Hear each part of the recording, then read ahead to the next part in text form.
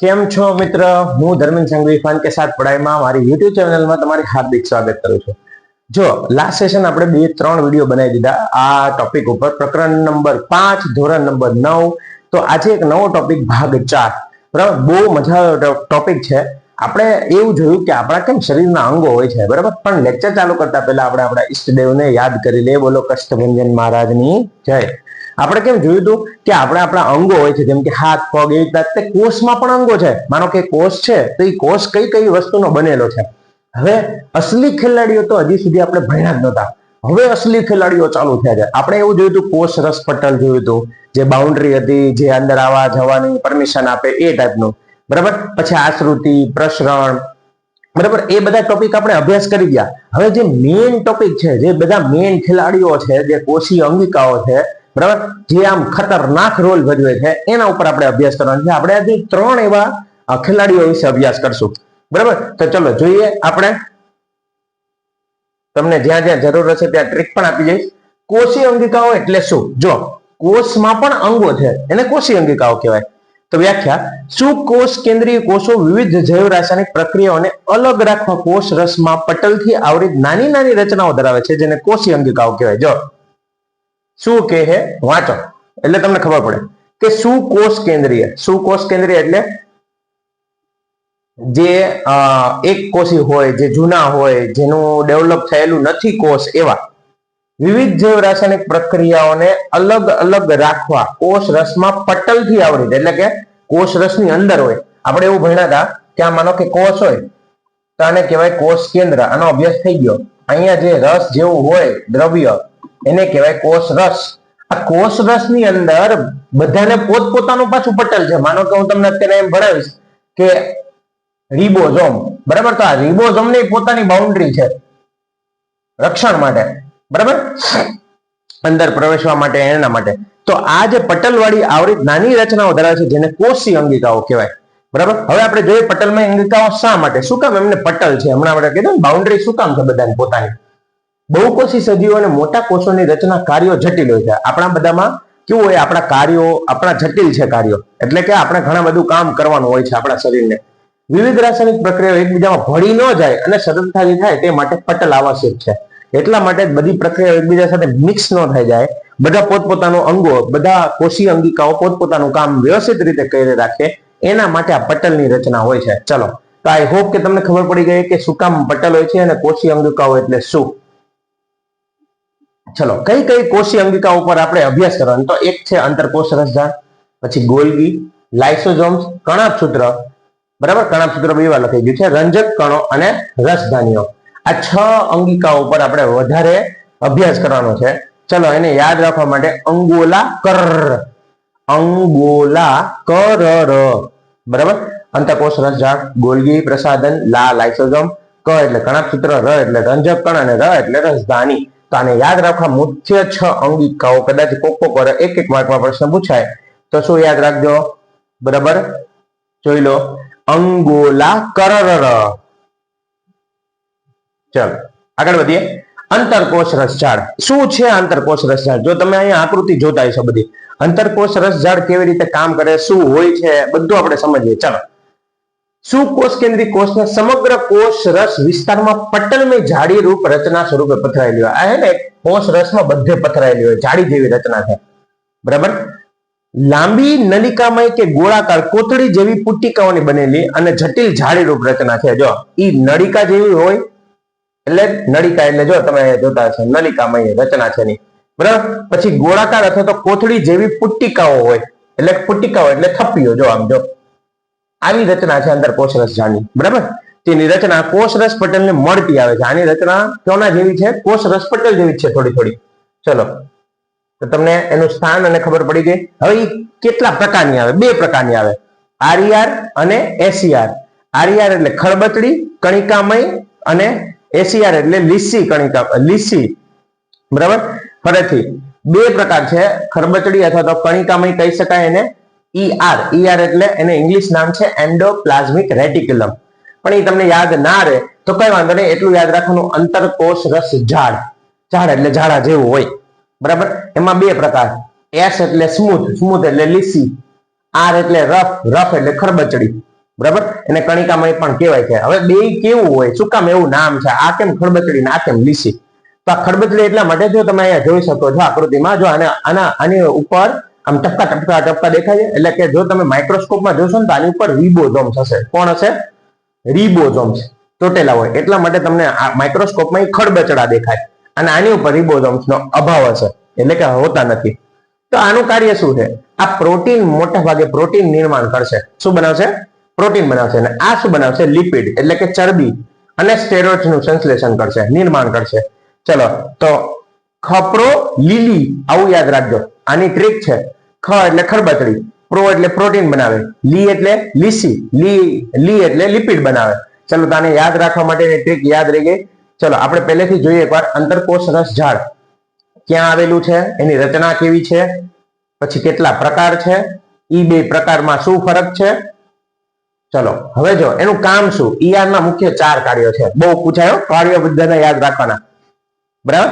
પરિવહન માર્ગ તરીકે, એટલે કે કોષ કેન્દ્ર અને કોષરસ વચ્ચે દ્રવ્યોના વહન માટે માર્ગ તરીકે. જેમ કે જો આ કોષ કેન્દ્ર હોય અને કોષરસ હોય, તો વચ્ચે વચ્ચે એને કોને કોને શું જોતું હોય, આ કોષ કેન્દ્ર, અહીંયા બધું કોષ રસ હોય, આ બધે પથરાયેલી હોય ને જાડી જેવી રચના રસમાં, તો એ રસમાંથી કેન્દ્રમાંથી રસમાં, રસમાંથી કેન્દ્રમાં કોઈ પરિવહન કરવું હોય તો એ આ મદદ કરે આપણને. ચાલો, કોષ રસ પટલનું નિર્માણ કરે. આ ધ્યાન રાખજો, શેનું નિર્માણ કરે? કોષ રસ પટલ. આપણે જે ઓલી બાઉન્ડ્રી નહોતી, હા, ઈ બનાવવામાં આપણને હેલ્પ કરે. પટલનું જૈવ સંશ્લેષણ, એટલે કે પ્રોટીન અને લિપિડ થી જ બનેલું હોય. આ યાદ રાખવાનું. કોષ રસ પટલ શેનું બનેલું છે? પ્રોટીન અને લિપિડ. અને આપણને ખબર છે પ્રોટીન કોણ બનાવતું હતું? આરઈઆર. લિપિડ કોણ બનાવતું હતું? એસઈઆર. ચલો, જૈવ રાસાયણિક સપાટી, એટલે કે વિવિધ જૈવ રાસાયણિક પ્રવૃત્તિઓ માટે સપાટી તરીકે કામ કરે. એટલે કે ઘણી બધી પ્રક્રિયાઓ એની ઉપર થતી હશે, એની સપાટી ઉપર. વિષ મુક્ત કરવું, જો આ બહુ આઈએમપી છે. ડિટોક્સ કરવા માટે આપણા શરીરમાં ઘણી વાર ઘણી દવાઓ લઈ તો ટોક્સિક થઈ જાય, એટલે કે આપણા શરીરમાં ઝેર તરીકે વર્તે. અમુક વસ્તુ એવી હોય છે, ઘણાને ખબર છે ને, પેલી એલર્જી હોય, બરાબર. તો એ ડિટોક્સ કરવા માટે આપણું બોડીમાં આ મદદ કરશે ઈઆર. જો પૃષ્ઠવંશી પ્રાણીઓના યકૃત કોષમાં ઝેરી દ્રવ્યો દવાઓને નિષ્ક્રિય કરે છે. જો આવ્યું કે એ ઘણી બધી ઝેરી દવાઓ અને એ બધાને નિષ્ક્રિય કરે. ક્યાં? યકૃતમાં, બરાબર, લીવર. ચલો, તો આને યાદ રાખવા માટે હાઈવે માર્ગ, દ્રવ્યના વહનનો હાઈવે અને યકૃતમાં વિષમુક્ત કરવો, બરાબર. આ રીતે યાદ રાખજો, હાઈવે માર્ગ, દ્રવ્યના વહનનો હાઈવે અને યકૃતમાં વિષમુક્ત કરવો, બરાબર. ચલો, આ 4 કાર્ય છે, આરામથી યાદ રહી જાય એવા છે. સૌથી પહેલા તમે શું જોયું? અંતરકોષરસ ઝાડના સ્થાન, એની રચના કેવી હોય છે, બરાબર. નલિકામય, પુટ્ટિકામય, બરાબર, નળીઓ જેવી ગોળાકાર હોય. પછી સ્થાન, પછી તમે રચના જોઈ, રચના પછી એના પ્રકાર જોયા, એ પ્રકાર શું કામ કરે, કે શું કામ ખરબચડી નામ, શું કામ લીસી નામ, ખરબચડી શું બનાવે, લીસી શું બનાવે. એના પછી આપણે જોઈએ એના મુખ્ય 4 કાર્યો. હવે આપણે જોઈએ રાઇબોઝોમ્સ. આપણે હમણાં જ વાત કરી કે તમારે જે ઓલી ખરબચડી વાળી ઈઆર હતી, બરાબર, અંતરકોષ રસ ઝાડ, એની ઉપર રાઇબોઝોમ્સ આવેલા હતા, બરાબર, દાણા જેવી રચના. તો એ રાઇબોઝોમ શું કામ કરે? જો તે પટલ વિહીન અંગિકા છે. જો આની પાસે પોતાનું રક્ષણ કવચ નથી, મતલબ આ પટલ વિહીન છે, એની પાસે પોતાનું રક્ષણ કવચ નથી. શું કાર્ય કરે? કોષમાં પ્રોટીન સંશ્લેષણનું સ્થાન છે, એટલે કે કોષમાં પ્રોટીન બનાવવાનું કાર્ય કરે, પોતે પ્રોટીન બનાવે છે. બધા જ સક્રિય કોષમાં સુકોષ કેન્દ્રીમાં મુક્ત સ્વરૂપે આરઈઆરની સપાટી પર હરિતકણ અને કણાભસૂત્રમાં જોવા મળે. ક્યાં ક્યાં જોવા મળે? જો બધા જ સક્રિય કોષમાં, લગભગ બધા કોષમાં હોય રિબોઝોમ. સુકોષ કેન્દ્રીમાં મુક્ત સ્વરૂપે, એમાં તે સુકોષ કેન્દ્રી જે છે બધા કોષો એમાં મુક્ત સ્વરૂપે હોય, આરઈઆરની સપાટી ઉપર હોય. એ તો હમણાં આપણે જોયું કે રફ એટલે જ નામ હતું. હરિતકણ અને કણાભસૂત્રમાં પણ આ રિબોઝોમ છે, યાદ રાખવાનું. હમણાં આગળ આપણે ભણવાનું જ છે હરિતકણ અને કણાભસૂત્ર બંને, બરાબર. ચલો, રેડી?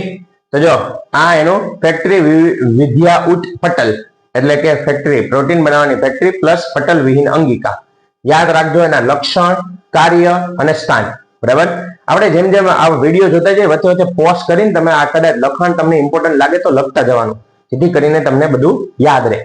ચલો, પટલનું જૈવ સંશ્લેષણ, એટલે કે હવે જો આ એક પ્રશ્ન છે નાનો એવો, એ બહુ પૂછાય છે કે કોષરસ પટલ કેવી રીતે બને. તો હમણાં આપણે એમ જોયું કે આરઈઆર પ્રોટીન બનાવતું હતું, એસઈઆર શું બનાવતું હતું? લિપિડ બનાવતું હતું. અને આ બે ભેગા થાય ને એટલે આપણું કોષ રસ પટલ બને. એસઈઆર અને આરઈઆર ની વસ્તુથી એસઈઆર શું બનાવતું હતું? લિપિડ, આરઈઆર શું બનાવતું હતું? પ્રોટીન. તો આ બેયનું બનેલું છે કોષ રસ પટલ. તો જો અંતરકોષ રસ જાળ દ્વારા નિર્માણ પામતા પ્રોટીન અને લિપિડ કોષ રસ પટલના બંધારણમાં ઉપયોગી થાય છે. આ પ્રક્રિયાને પટલનું જૈવ સંશ્લેષણ કહે છે. ચલો યાદ રાખજો, પટલનું જૈવ સંશ્લેષણ એટલે પટલ બનવાની ક્રિયા. બરાબર? અથવા તો પટલ કેવી રીતે બનેલું છે. તો આટલો બહુ હેલું થઈ ગયું. પહેલું હતું અંતરકોષ રસ જાળ, બીજું હતું રેબોઝોમ્સ. રિબોઝોમ્સ એ પૂરું, અંતરકોષ રસ જાળ એ પૂરું. હવે આવ્યું ગોલ્ગી પ્રસાધન. જો આ ગોલ્ગી પ્રસાધન તમને દેખાતું હોય ને તો આવું જેવું દેખાય. જો આવું, અને પછી પાછું આવી રચના છે એની. આમ જો બરાબર, મેઇન વસ્તુ છે ને એની રચના જોશો ને તો તમને બધું સમજી જશે કે શું કામ કરતો છે.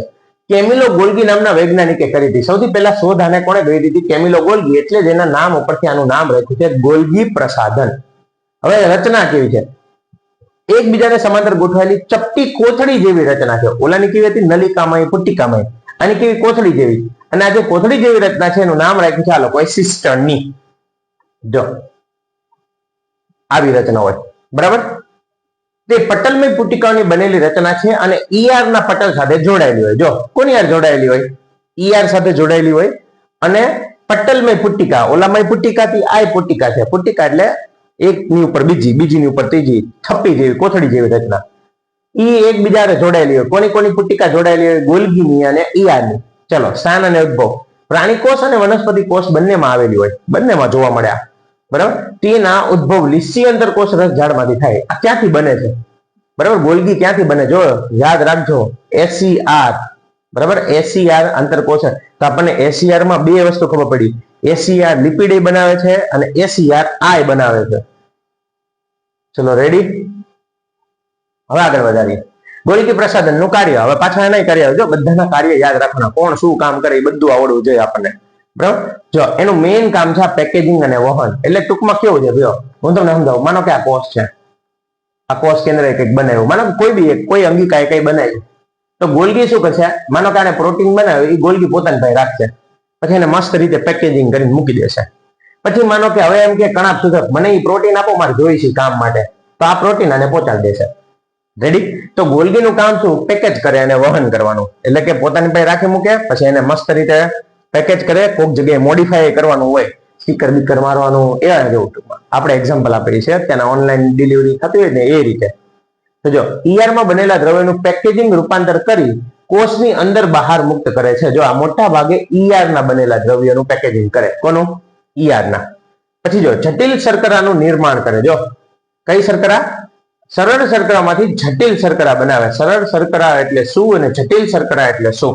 બરોબર? સરળ શર્કરા એટલે આપણે જે ખોરાકમાંથી ગ્લુકોઝ બને કે નહીં, ગ્લુકોઝ માંથી જે બને શર્કરા એને જટિલ શર્કરા કહેવાય. ચલો, લાઇસોઝોમ્સ નું પણ નિર્માણ કરે. આવડવા કોનું નિર્માણ કરે? લાઇસોઝોમ. પોતે બને ઈઆર માંથી, એસીઆર માંથી. બરાબર ને? અને ઈ શું બનાવે? લાઇસોઝોમ્સ બનાવે. આત્મઘાતી કોથળી છે આનું નામ બીજું. તો આપણે યાદ રાખવાનું, જેમ જેમ આપણે અંગિકાઓ જોતા જઈએ ને એમ એમ આપણને મગજમાં ફિટ થતું જાય કે હા આના પછી આ અંગિકા હતી ને એટલે આ જ બનાવતો હશે. ચલો, કેમિલોની સમાંતર પેકિંગ કુરિયર સર્વિસ. જો યાદ રાખવાની ટ્રીક, કેમિલોની સમાંતર packing courier service. Camillo Golgi સમાંતર સિસ્ટમની રચના, દ્રવ્યનું પેકિંગ અને ડિલિવરીનું કામ કરે અને જટિલ શર્કરાનું નિર્માણ કરે. ના કાર્યો લાઇસોઝોમ્સ બનાવવાનું પણ કામ કરે. ચલો, હવે એક અગત્યની અંગિકા જેનું નામ છે લાઇસોઝોમ. કેટલી અંગિકાઓ છે? પહેલા આપણે અંતરકોષ રસ જાળ જોયું, પછી આપણે ગોલ્ગી પ્રસાધન જોયું. અંતરકોષ રસ જાળ અને ગોલ્ગી પ્રસાધન. બરાબર? હવે આવ્યું લાઇસોઝોમ્સ. ચલો જોઈએ. હાઇડ્રોલેઝ ઉત્સેચકો આરઈઆર દ્વારા બને છે. જો આના ઉત્સેચકો, એક ઉત્સેચકો આવે આની અંદર, એનું નામ છે હાઇડ્રોલેઝ. ઈ કોણ બનાવે છે? આરઈઆર બનાવે. હવે ઉત્સેચકો એટલે શું? કે ઘણી બધી પ્રક્રિયાઓ ફટાફટ કરવાની હોય અને એ પ્રક્રિયાઓ ઝડપી બનાવવા માટે ઉત્સેચકો કામ કરે. મોટા ભાગે આપણા શરીરમાં પાચન માટે ઉત્સેચકો આવશે. બરાબર? પછી કોઈ જગ્યાએ કોઈ માનો કે આપણી ગ્રંથિઓ છે એમાં સ્ત્રાવ થતો હોય ને, જેમ કે ઇન્સ્યુલિન ને એવું બધું, એમાં ઉત્સેચકો આવે. તો હાઇડ્રોલેઝ ઉત્સેચકો આરઈઆર દ્વારા બને છે. પછી શું થાય? ગોલ્ગી પ્રસાધન દ્વારા પેકેજિંગ થાય. બરાબર? ગોલ્ગી પ્રસાધન એને શું કરે? પેકેજિંગ કરે અને અંતિમ લાઇસોઝોમ્સ પુટિકાનું નિર્માણ થાય. જો આ રીતે આખું લાઇસોઝોમ બનાવે. યાદ રાખજો, આ ઉત્સેચક કોણ બનાવે? આરઈઆર. ગોલ્ગી પ્રસાધન દ્વારા એને પેકેજિંગ થાય અને પેકેજિંગ માંથી પછી છેલ્લે જે બને બરાબર એનું નામ શું છે? લાઇસોસોમ પુટિકાનું નિર્માણ થાય આ રીતે. ચલો તો ઉત્પત્તિ ગોલકી પ્રસાધનની પુટિકાઓમાંથી ઉદ્ભવે છે બરાબર. રચના તે પાચક ઉત્સેચકો હાઇડ્રોલેસ ધરાવતી પટલીય કોથળી જેવી રચના છે. જો એ શું કયો ઉત્સેચક ધરાવે? નામ યાદ રાખજો, હાઇડ્રોલેસ બરાબર, જે બધું પાચન કરી નાખે. એટલા માટે જ કોકવાર આ પોતે જ ફાટી જાય એટલા માટે એનું નામ છે આત્મઘાતી કોથળી. ચલો જોઈએ એનું કાર્ય શું. સફાઈ કામદાર થી આત્મઘાતી કોથળી બની જાય ઘણી વાર. જો એનું કામ મેઇન સફાઈ કામદારનું છે, એટલે કે કઈ બી કચરો આવે તો એને પાચન કરી નાખે, બહારથી બેક્ટેરિયા કેવું કઈ. તો જો કોષીય પાચન અને સફાઈ કામ કોષમાં પ્રવેશતા બહારના કચરા, બેક્ટેરિયા તેમજ કોષની જૂની તૂટેલી અંગિકાઓનું પાચન કરી કોષને સ્વચ્છ રાખે. એનું કામ છે મેઇન. પણ ઘણી વાર કેવું થાય, જો કોષીય ચયાપચયમાં ભંગાણ થાય. ભંગાણ એટલે શું? માનો કે આ પ્રક્રિયા એની કંઈક ચાલુ હોય અને કોક આવીને હળી કરી જાય, મતલબ કે એનું પોતાનું કામ બગડે, ચયાપચયની ક્રિયામાં ભંગાણ થાય, તો એ આત્મઘાતી કોથળી બની જાય. એટલે કે જ્યારે કોષ ઈજાગ્રસ્ત કે વૃદ્ધ થાય ત્યારે લાઇસોસોમ તૂટી જાય અને તેના પાચક ઉત્સેચકો પોતાના જ કોષનું પાચન કરી નાખે. ઘણી વાર શું થાય કે આ માનો કે કોષ હોય, હવે આ કોષ વૃદ્ધ થઈ ગયો છે બરાબર, અથવા તો એ કંઈકથી એને ભંગાણ થયું છે એના કાર્યમાં, તો લાઇસોસોમ્સ તૂટવાનો. લાઇસોસોમ તૂટીને આખા કોષને જ ખાઈ જાય, બધું ખાઈ જાય, પાચન કરી નાખે. એના માટે તો એ બધું વેસ્ટ થઈ ગયું પછી બરાબર. એટલા માટે સફાઈ કામદાર થી આત્મઘાતી કોથળી તરીકે. ચલો એના કાર્યો યાદ રાખજો લાઇસોસોમ્સ. ચલો આજે આપણે જેટલું જોયું એકવાર જોઈ લઈએ. સૌથી પહેલા આપણે બરાબર શું જોયું હતું? અંતરકોષ રસજાળ. પછી આપણે એમાં એક નાનો ભાગ જોયો રિબોસોમ્સ નું કાર્ય. પછી આપણે જોયું ગોલ્ગી અને છેલ્લે આપણે જોયું લાઇસોસોમ્સ બરાબર. ચાલો તો આઈ હોપ કે તમને આજના લેક્ચરમાં બધું જ ખબર પડી ગઈ છે. તો તમે તમારા ફ્રેન્ડને કહેજો આપણી ચેનલને લાઈક કરે, શેર કરે અને સબસ્ક્રાઇબ કરવાનું ના ભૂલે. ત્યાં સુધી બાય બાય.